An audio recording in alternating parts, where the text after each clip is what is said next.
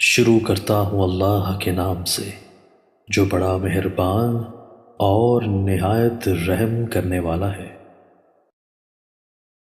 حضرت عبد الرحمن بن ابی بکر رضی اللہ تعالیٰ عنہ سے روایت ہے کہ رسول اللہ صلی اللہ علیہ وآلہ وسلم نے فرمایا، کیا میں تمہیں سب سے بڑا گناہ نہ بتاؤں؟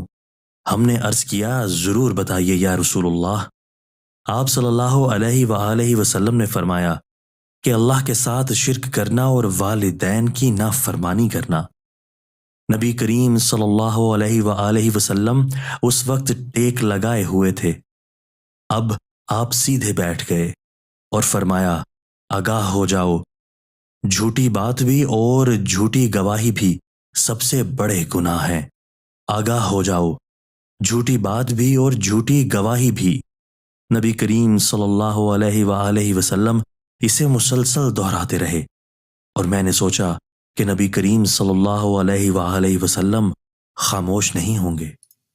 دوستو، اللہ تعالی ہمیں ان احادیث مبارکہ پر عمل کرنے اور اپنی زندگیوں کو سنوارنے کی توفیق عطا فرمائے۔